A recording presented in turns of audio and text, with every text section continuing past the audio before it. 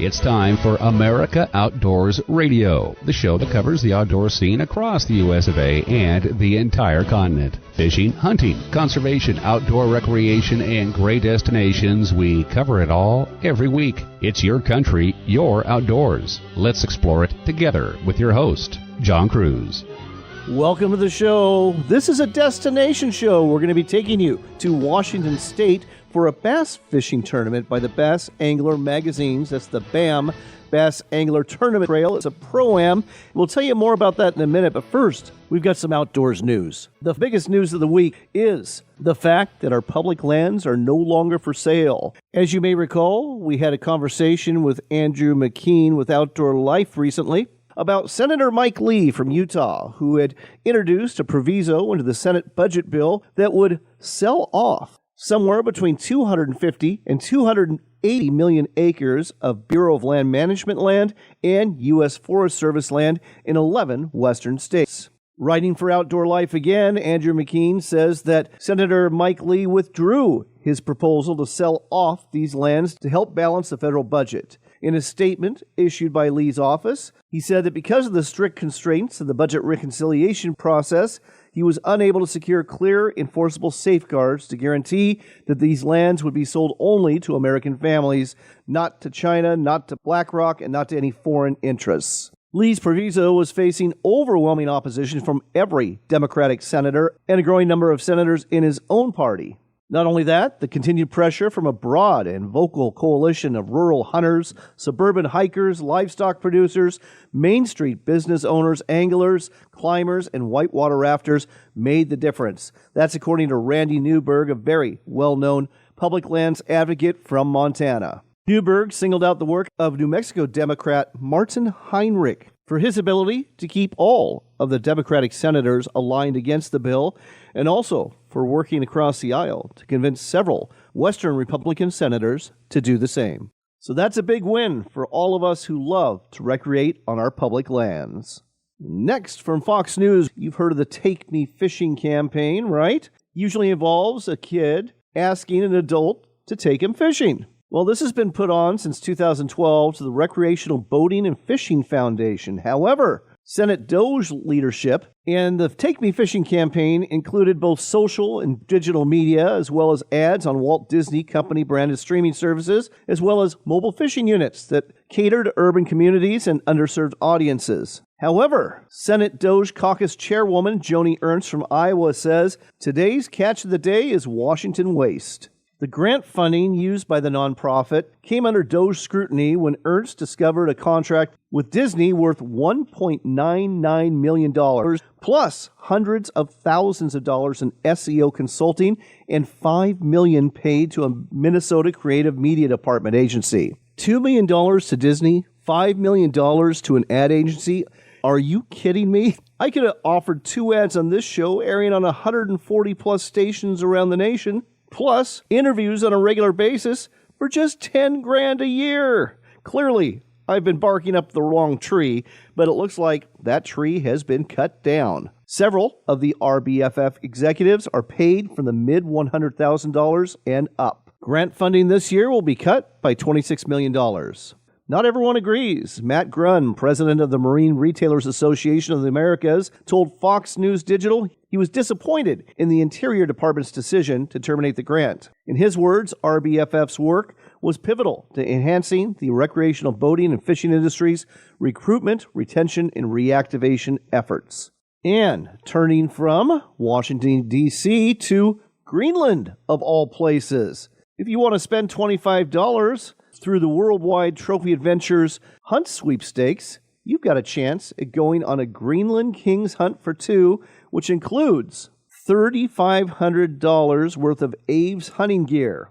Now, according to Worldwide Trophy Adventures, large concentrations of both king and common eider ducks inhabit the remote broken coast of western Greenland, and it's quickly becoming the new frontier for the adventurous sea duck hunter. Hunts take place off small rock outcroppings, over decoys, and the lack of pressure on these ducks makes for fast action. All hunts will be conducted on a very seaworthy 36-foot vessel with a fully enclosed cab to give hunters a break from the conditions. Liberal limits are in place to ensure that each hunter will have a chance to collect some beautiful specimens and take home the king, part of the holy grail of waterfowl species. Again, tickets are $25 each. If you want to buy 10, that would be $250, and you're allowed to buy a maximum of 25 tickets for this sweepstakes. The website to go to find out more is worldwidetrophyadventures.com. That's worldwidetrophyadventures.com. Next, it's time to head to eastern Washington to my home lake of Potholes Reservoir. It's a 27,000-acre reservoir that Bassmaster has named as one of the top 10 bass lakes in the western United States. And that's where the BAM, Bass Angler Magazine, Bass Tournament Pro-Am took place this past weekend. You had 61 professional anglers driving the boat and 59 co-anglers, all trying to cash checks. And I was one of them, fishing on the amateur side. The fishing was tough, I gotta admit, but it was a great experience. And BAM is really the premier Bass Tournament Trail Series on the West Coast at this point. Last couple years, they've been operating out of California and Arizona, but this year, they've expanded to the Pacific Northwest, and this was their first foray to eastern Washington. We'll be talking to Mark Lassagne. He's the man behind the BAM Tournament Trail. And we'll also be talking to Annie Meseberg Gleich. She is the co-owner of MarDon Resort that hosted this event. There were several categories of winners. Obviously, there was a pro winner that won over $8,400, the co-angler winner who won $3,750, and a collegiate competition between university teams and some high schoolers that were about to enter universities. Let's check in with one set of winners right now. One of the great things about the BAM Tournament Trail is they actually have a high school series and college series. And I am here with the winners of the college series here at Potholes Reservoir and MarDon Resort. That would be Bradley Tiller and Kiet Pham. They weighed in a 13-pound bag on championship third day, and they are the college winners from the Oregon State University. Go Beavs. Gentlemen, congratulations. Thank you. Thank you, sir. So let's talk about how you did it. I fished the first 2 days. I'll be honest, toughest tournament I have ever fished in terms of trying to get fish in the boat. What'd you guys do today? So in the morning, we started out doing what we've been doing here. The last couple trips we've been here, we fished the big bass here in May, flip in a 1 ounce weight into the reeds, into the willow trees. And that's what we started out doing in the morning. Lost a few good fish, but we knew that was our game plan, and we stuck to it. Mixed with a little bit of frogging, and we got it done.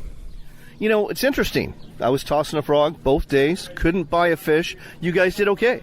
Yeah, so the key for us is looking for little blow-ups and little bluegill bass, baby bass. And whenever you see them around a lot and you see like a little pop-up, not like a huge blow-up, but you're going to see like a squirrel of a bass, that's, you know, like you have to cast a frog in there, little pop out, and they just kind of smash that thing. We're using popper frogs or just frogs that you go across mats with? We do a little bit of both, but when I see a little squirrel, the popper works a little better. But for fly cast into good areas, then the regular frogs with like a little popping action is better. All right. And what'd you do in the afternoon, Bradley? We pretty much stuck to that all day. The bite definitely died down once the wind died down later in the day. That's when we mainly switched to the frog sight fishing with those swirls that we were seeing. And, I mean, almost every swirl we saw, we at least got a blow up on with our frog. You know, that's really interesting because most people associate frogs and topwater with just an early morning bite and an evening bite, but you were able to work it all day? Yeah, pretty much all day. If you can figure out the squirrel on the topwater, you see them, you casting them, they're going to bite. So any other keys to success, Bradley? So we noticed the bass blowing up a lot on little blue dragonflies, tied on a black and blue topwater frog, and that's mainly what I was using while they were blowing up on the dragonflies. Fascinating. That is something I did not pick up on this week, so good for you. Well, I'll tell you what, guys, I am impressed. You've done something I've never done, and that is A, cash a check, B, be a champion, and C, you're going home with a whole bunch of Bridgeford foods. I hope you guys like beef jerky. Oh, we do. We look forward to it. All right, gentlemen, congratulations. Go Beavs, and look forward to seeing you out here in the future. All right, thank you. Thank you, sir.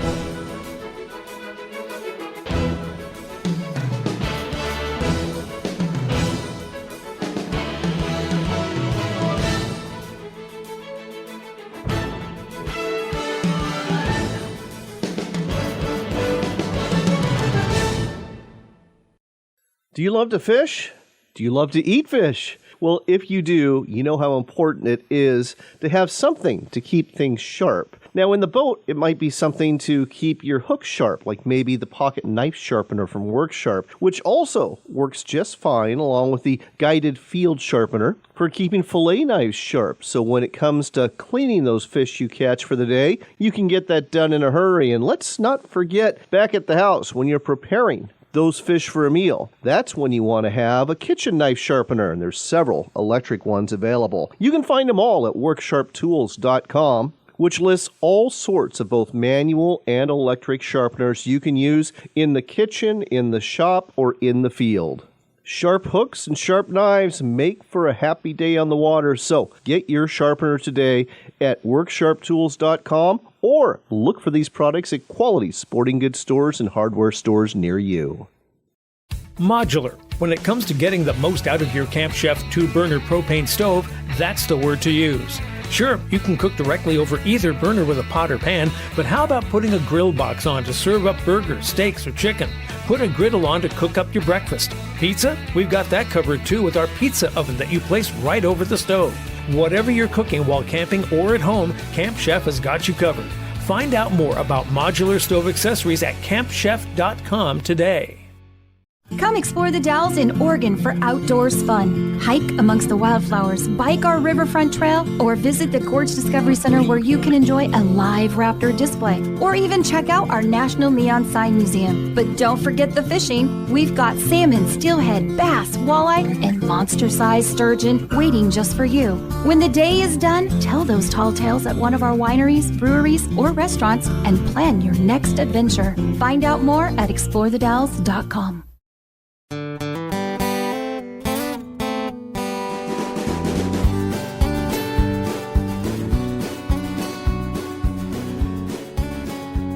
Welcome back to America Outdoors Radio. I'm John Kruse. You just found out who the collegiate winners were from Oregon State University at the BAM Pro-Am here at Potholes Reservoir. But before we introduce you to the professional winner as well as the co-angler winner, I want to tell you about the venue that this tournament is taking place at. It is MarDon Resort, and it's truly one of my favorite places on earth. And with us here to tell you more about it is one of the co-owners, Annie Meseberg Gleich. Annie, welcome to the show. Hi, John. Thank you so much for having me. So, Annie, as you know, I've been coming to MarDon Resort for literally decades at this point. I absolutely love the place. There's a lot of history to this, and you're the third generation from the Meseberg family, aren't you? Yes, that's correct. Yeah. So my brother and I, Levi, we are third generation, and we are very happy to be given this opportunity and work at this beautiful place we call home, MarDon Resort on Potholes Reservoir. So your grandpa started the resort way back when? Or I shouldn't say he started the resort. He bought the resort, what was it, 1972?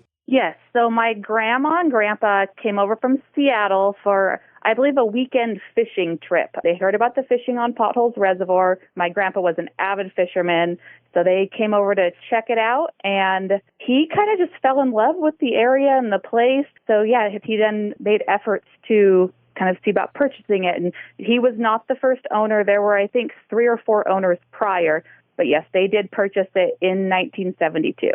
Now, I remember when I first started coming there in the early 90s, it was very rustic. You still had a little strip of motel rooms down by the swim beach that actually had swamp coolers to go ahead and cool you down. You had the bunkhouse, which has been there since the 50s, that a lot of folks like. That was the quote-unquote the nicer motel rooms, though they had very, very tiny bathrooms. And then you had a whole bunch of RV sites and the beach house. But it's really changed a lot in the last 20 years. Your family sunk a whole lot of money and really did some renovations. Before we talk about that, though, I want to get back to the fishing because we've been laser focused on bass fishing during this show. And the fact of the matter is you've got all sorts of other species of fish that people love to catch here, don't they? Oh, absolutely. And yes, and we obviously love the bass fishing. It's so much fun to go target that species, but the walleye fishing is great here. And then in the summertime, some of the crappie and bluegill and panfish that are so much fun to catch for people of any age, kiddos, adults. A lot of people come here just to do that as well, that maybe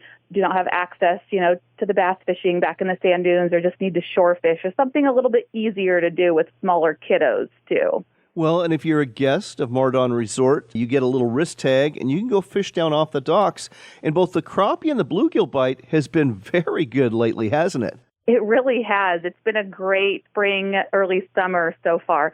And one of my favorite things to do is to watch some kids go down and just spend the evening fishing. You know, they could maybe go swimming and play during the day, and just to see them fish with their parents or just some friends in the evening off the dock, and actually go somewhere where you can catch some fish and really get the feel for it is just a special thing to witness. Oh, absolutely. And folks, there's other fishing catch here too. There's channel catfish, there's yellow bullhead, and really nice quality rainbow trout that seem to average 2 to 3 pounds. So if you're looking for a fishing trip, this is the place to be. But there's a lot more than that. Before we get to talk about the accommodations, let's talk about the family fun things you have. Now, back in the day, the swim beach was the place to stay. Nice, shallow, barely sloping sand beach, and people still love that to this day. But you made things a little bit more fun. You've got putt-putt golf now. We do, yes. We made a mini golf course. It's right off the office. It's a really fun place to golf if you're into miniature golf. You have a beautiful view of the lake, and it is an 18-hole course, and it's great for people of all ages, anywhere from little kiddos up to seniors that just want to go out and play a little golf, practice their short golf game. And I understand your brother Levi is the one that came up with the entire design for this. Yes, Levi, believe it or not, had an opportunity to go and have an art scholarship somewhere. I cannot remember where.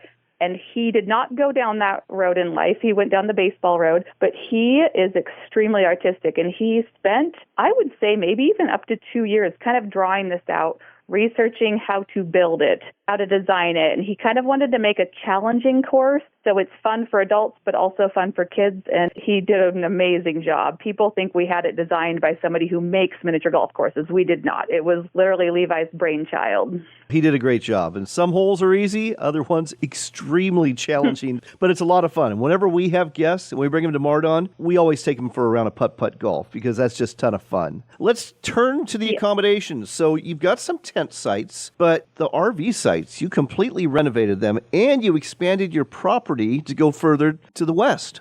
We sure did. So we kind of saw what was happening with the RV industry, and RVs just kept getting larger and larger. And a lot of the parks in the Pacific Northwest and probably all over the United States kind of struggled to keep up with that. So we decided to take a little bit of a risk and see what we could do with some big rig RV sites and how that would benefit the resort. And it has been an amazing addition. We are able to accommodate anywhere up to probably about a 50-foot RV. Some of those pull-through sites are 70 feet long. Wow. So that would accommodate your fifth wheel and then a pickup. And so we are very excited to be able to offer that here at the resort.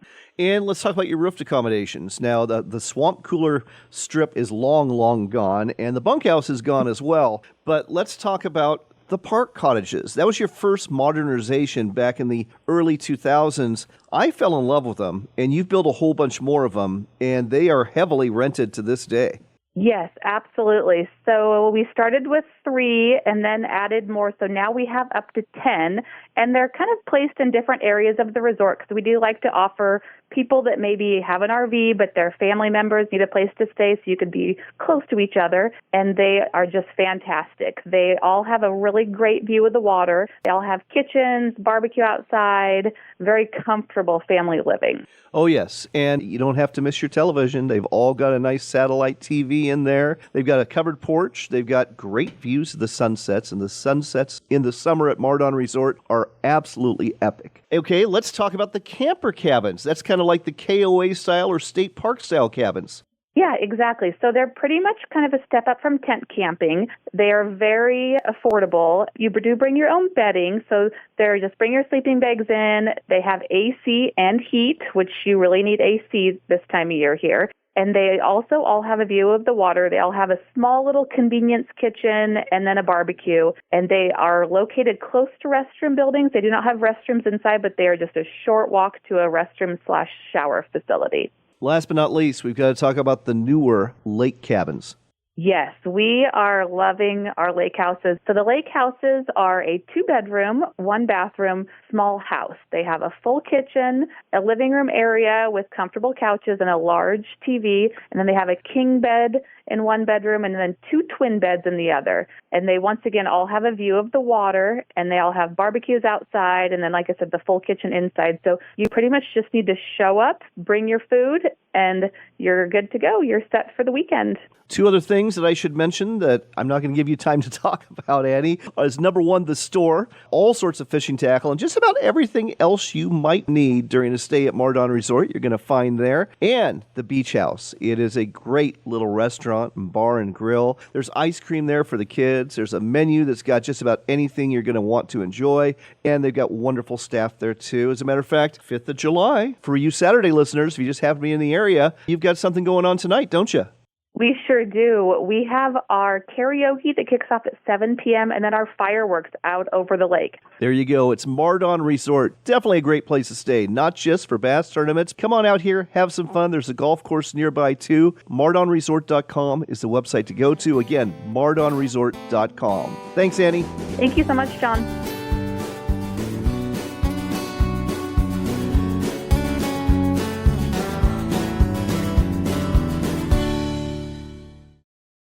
This portion of the show is brought to you by our friends at Henry Repeating Arms, and they've got something brand new out. It is the Lever Action Supreme Rifle, and it takes lever action rifles to a whole new level. They have completely reinvented the lever action rifle here. For example, it actually comes with either a 5-round magazine to comply with certain state laws, or an AR-style magazine that will hold a whole bunch more ammunition. There's brand new, innovative iron sights, and it's also really easy to put a red dot or compact scope on top of it, too. It's lightweight, and it comes in 223, 5.56, and 300 blackout calibers with more to come. You can find out more about the Lever Action Supreme Rifle from Henry Repeating Arms, made right here in America, by going to henryusa.com. That's henryusa.com. Check out the Lever Action Supreme and look for a dealer near you.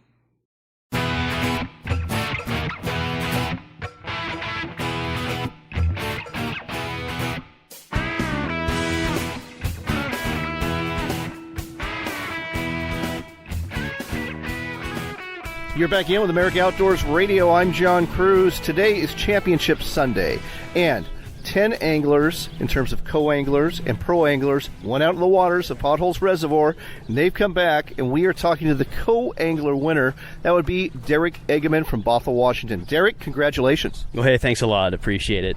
Very special. This place is one of my favorite places to go in the state, and so to win a derby like this is just, it means a lot.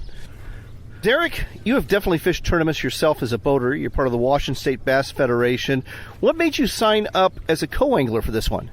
Well, so, yeah, to sign up as a pro here, I would have to come up and do some pre-fishing because I'm just not familiar with the potholes kind of in this June month. So to make it easier on everything, and my wife, we've got 3 little kids at the house, I said, well, how about I just sign up as a co, and will you let me go for a few days? And thank goodness for her, she did. But, I might rethink it for next year and go as a pro.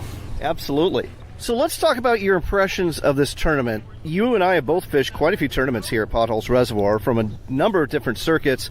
To me, this is the most organized and professional tournament I've seen. Not that the other ones were bad, but this is on another level that I'm not used to seeing. Yeah, I mean, BAM shows out. This was well put together and organized, and it makes it so much more fun when everything's kind of in sync, and they really set it up for us. So, yeah, I'm going to do it again.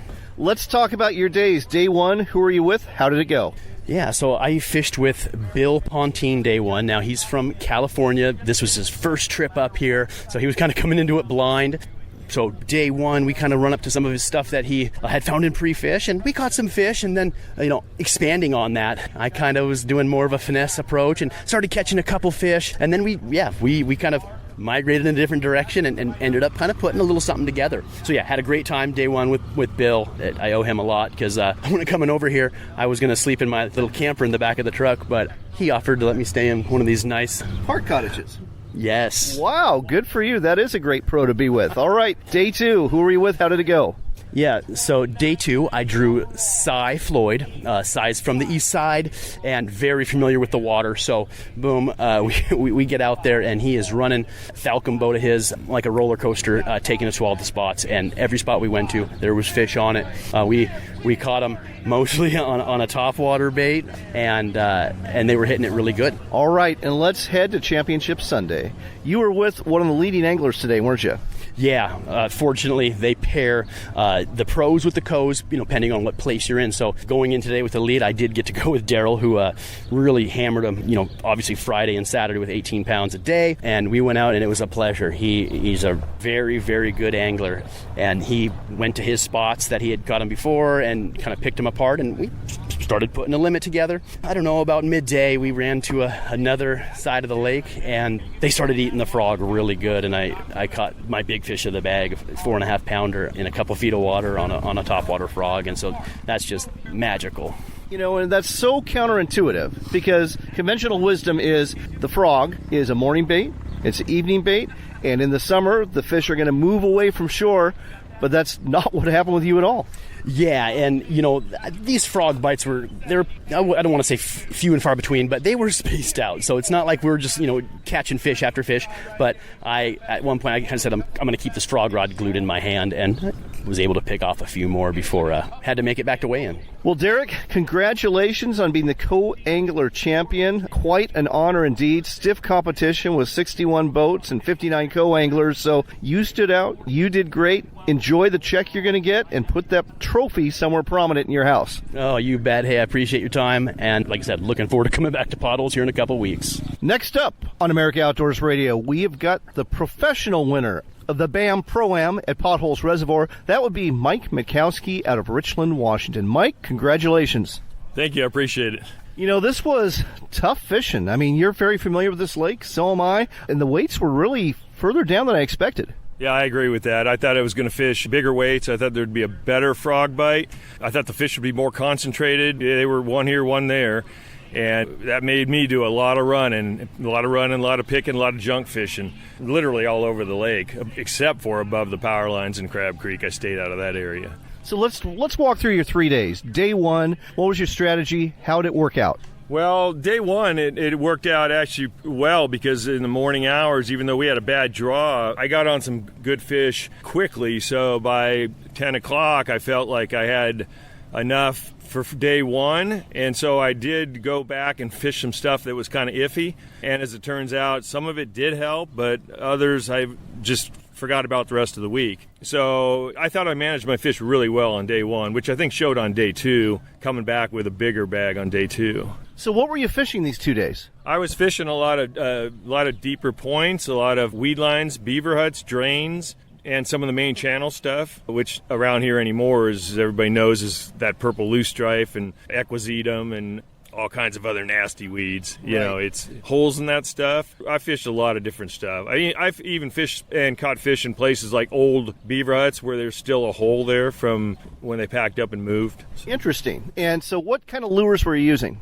I was pitching Senkos, of course. I was pitching a worm, an 8-inch worm, a beast-type bait, like a pitching sweet beaver type baits, zoom worms and zoom speed craws. I threw some jig fish on the deeper points, and threw the frog, of course, like everybody else, throwing the frog. So first 2 days, what was your total weight? 1727 and 1851. You do the math. Well, I know the math is putting you really close to the top of the pack with that. So today, you go out. It's day 3, Championship Sunday.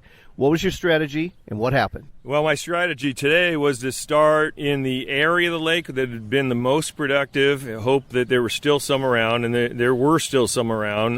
Not necessarily on the first or second spot, but I think by the time I got to the third spot, there was a couple fish left. I hit a place I hadn't hit, and I got surprised 2 fish there, and those 4 were pretty good fish. So then I started jumping, went further back on the west side. I got out of the west side before it got a little higher, because it always gets tougher back there.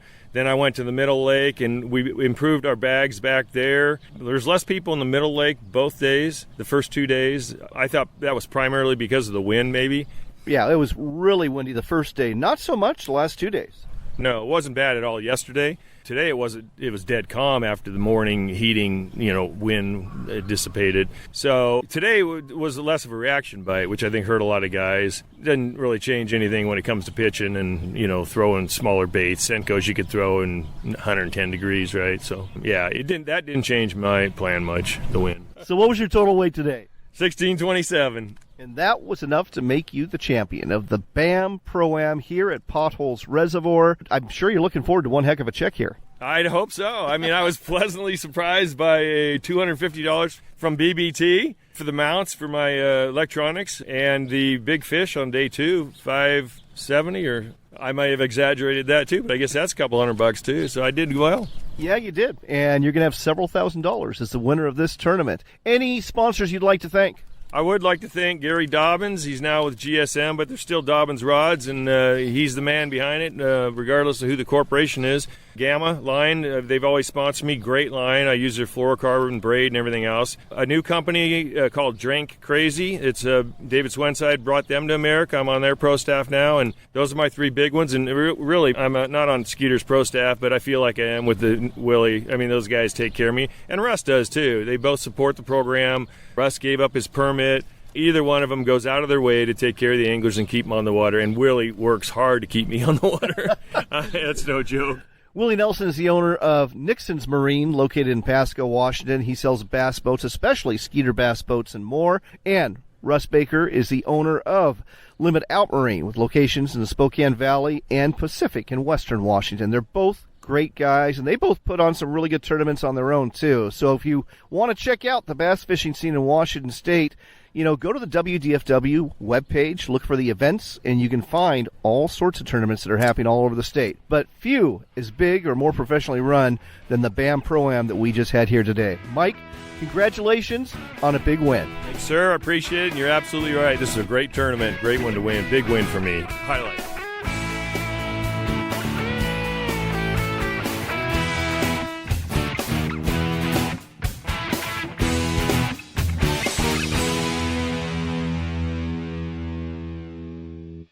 Come to MarDon Resort for some great fishing. Potholes Reservoir has been named as one of the top 10 bass lakes in the western U.S. by Bassmaster Magazine. There's also great fishing for walleye, quality rainbow trout, panfish, catfish, and more. Don't have a boat? Don't worry. If you're staying at the resort, you can fish at the marina or explore the Seep Lake south of the reservoir for good fishing and a beautiful scenic landscape. Plan your trip today by going to MarDonResort.com. That's MarDonResort.com. Ready to step up to a quality-built rifle or shotgun that's a true classic? Check out Henry Repeating Arms. American-made. There's over 150 models to choose from in a variety of finishes and calibers for hunters and target shooters. Many of these are lever-action models with a classic look right out of the Old West. Don't be deceived, though. Henry Repeating Arms are modern, rugged, reliable, and have a lifetime guarantee. Find out more and order a free catalog today at henryusa.com. That's henryusa.com. From a bull elk ripping a bugle across the valley to wing beats on a duck marsh, public lands and waters are integral to our outdoor heritage. Become a member of Backcountry Hunters and Anglers and stand up for our public lands and waters. Visit backcountryhunters.org today. When you buy a sharpener from WorkSharp, you aren't purchasing a product, you're making a very good long-term investment. Whether you're buying a knife sharpener for the field, a knife and tool sharpener for the shop, or have a knife sharpener on the kitchen counter, you'll find they are durable and will do the job of sharpening your knives and tools for years to come. Make sharp happen with WorkSharp at a sporting goods store near you and at WorkSharpTools.com.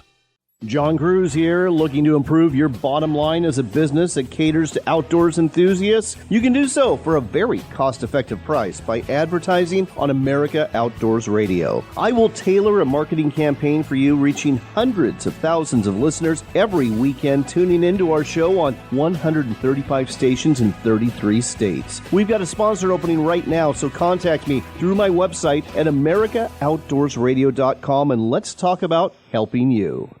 Hey, I'm Brant, and her name is Sherry. Hello. She's a friend of mine whom we were just praying for because of a surgery she just went through. Yes, and I am very happy about something you actually talk about all the time, which is MediShare. That is right. Yeah. So what was your experience like with MediShare and the healthcare bills? Honestly, Brant, seamless. And what a blessing that is when you're already nervous about a health issue, which I was. Yeah. Members shared my expenses. There were zero problems. And let me tell you, having people pray with you when you call in with your need, that is just... It is refreshing. Yes, that's what it is. What I keep telling people love MediShare, and they love saving money. A typical family can save $500 a month. I am very thankful for MediShare. It is so different, and I mean different in a very, very good way. It is good different. Call now. They're easy to talk to, and you can get a price within 2 minutes. Call 855-SHARE-40. That's 855-SHARE 40. 855-SHARE-40.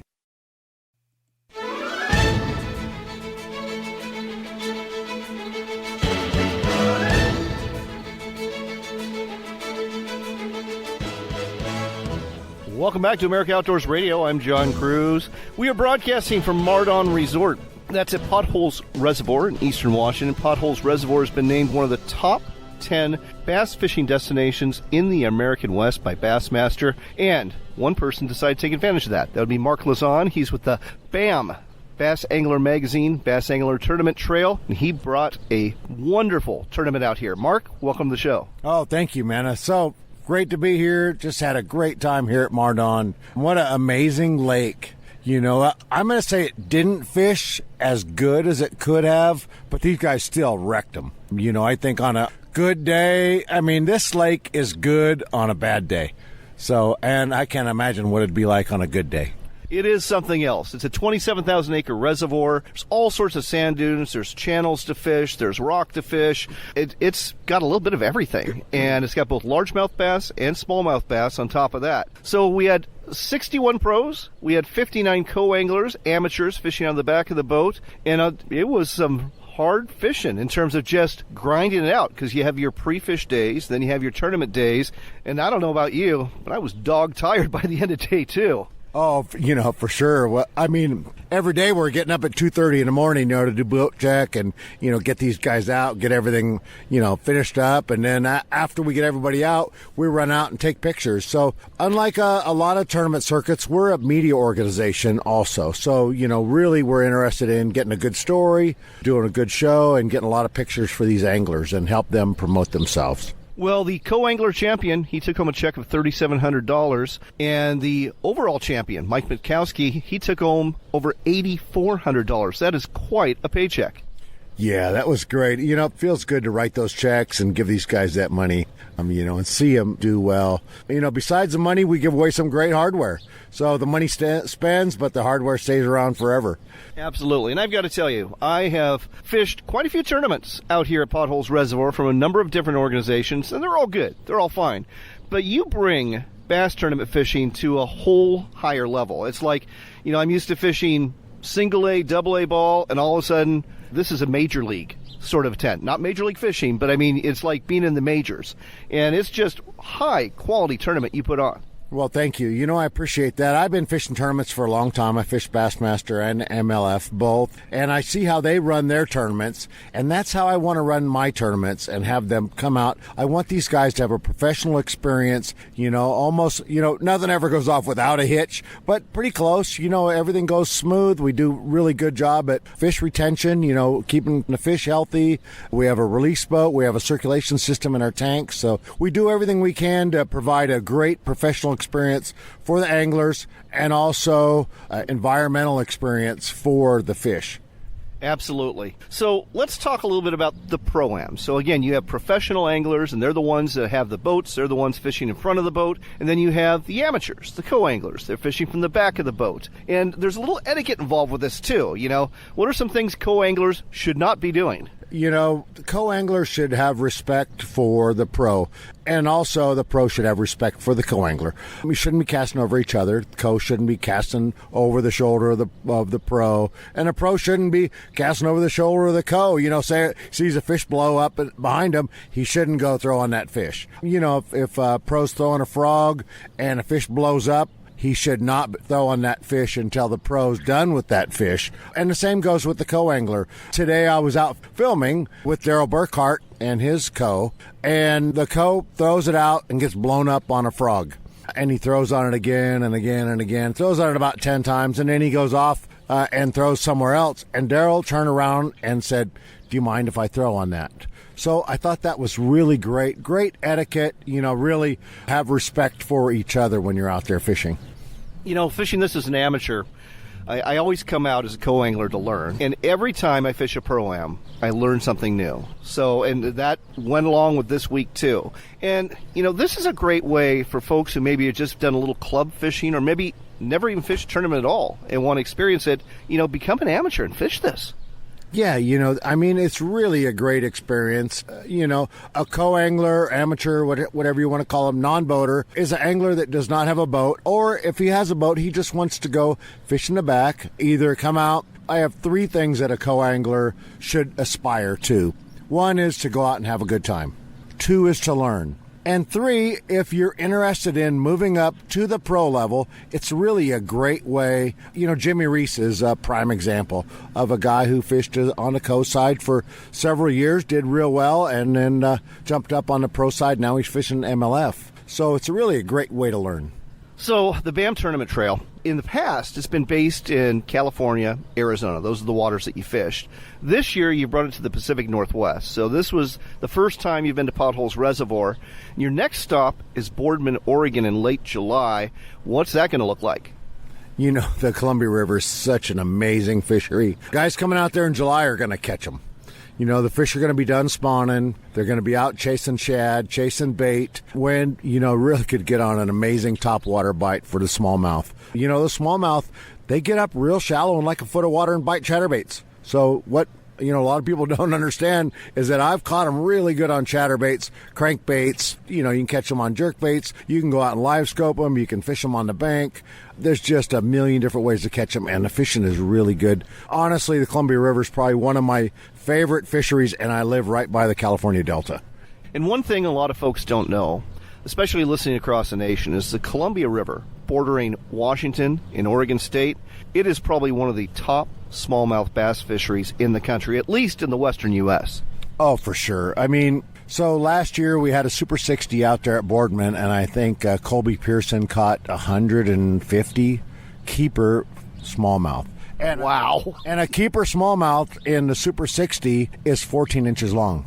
So that's not including all the 12 and 13 inches he's caught. There's a lot of small ones there, but caught over 100 14-inch fish in 3 days. Pretty amazing. That is amazing. And let's talk about, again, we got the Pro-Am here, and folks can sign up. What's the website they should go to? Go to bamtrail.com. All our schedule's on there, really, to sign up. All the information is on our website. Like I said, I'm a fisherman myself, and when I go to a website, when I go to fish a tournament, I'm going to go look at the website and see where we meet, where we're launching, what to do, where can I stay, all the information, tournament director, phone numbers, all that, and we have it all right there at bamtrail.com. All right, bamtrail.com. Let's talk about some of the other, trails that you have. Now, the Super 60. Now, this is by invitation. It's 60 anglers at some of the best sticks on the West Coast. Yeah, well, actually, we have 69 because we overfilled. We had a overwhelming supply of anglers that wanted to come out and fish. So it's an elite event where we have a mixed format to qualify for the top 10. It's on keeper count, like I talked about, 14 inches, and also weight. So we take the top 5 keeper count, top 5 weight, go to the top 10, we cut the weight to 0, and then we're all on weight. So a guy could finish 10th, squeak in, and come back and win a tournament. Colby Pearson did that at Lake Martinez last year. Okay, and where's the next Super 60 event going to be? It's at Boardman, 30 days after the Pro-Am. So we'll see a lot of the Super 60 anglers there at Boardman getting in their very last days of practice because we have 30-day off limits for the Super 60 and no practice. So it's a different format. These guys got to be on their A game. When they launch, they got to go out and catch them. Wow. All right. Impressive. Now, there's 2 other things I want to talk about here. You actually have high school and collegiate level anglers that are participating too. We have a different program for the high school than I think anybody else has. So our high school anglers, they pay a $100 entry fee, and they fish as a co-angler. But they fish against the other high school anglers. So they have their own division. It's only $100 entry fee, and they're going out fishing as a co-angler behind a professional angler. So they get to learn, they get to compete, they get to have a good time, and we're helping build the sport up with these high school anglers. On top of that, there's collegiate anglers too, and we didn't even get to the kayak tournaments that you're putting on as well for bass anglers. So we're going to have to leave it at that. But folks, if you want to find out more, one more time with the website. It's bamtrail.com. That's bamtrail.com for the Bass Angler Magazine, Bass Angler Tournament Trail, bamtrail.com. Check it out. And if you're anywhere on the West Coast and you want to go fishing in one of these tournaments, especially that Pro-Am in Boardman, Oregon, sign up today. Thanks so much, Mark. All right. Thank you. I appreciate it, John. Last but not least, if you're wondering how I did, well, not so good. This is my home lake, and I just could not figure things out. I ended up in 44th place out of 59 co-anglers. Practice day, got to fish with my friend Kyle Clark. He's a fishing guide in Western Washington. My day one pro, that was Matt Cole out of Hayden, Idaho. He's won a couple of ABA tournaments and won a couple of boats, and he's a good stick. Really enjoyed fishing with him. My day two pro, well, that was Cameron Black. He's actually a salmon and steelhead fishing guide. He's part of Addicted Fishing, and he is also a very good stick. I learned a lot, got to meet some great anglers, had a great time. This is really a well put together event. And on that note, it is time to go. So until next time, here's hoping you're blessed, here's hoping you're healthy, and do remember this. It is your country and you're outdoors, so get out there and enjoy it.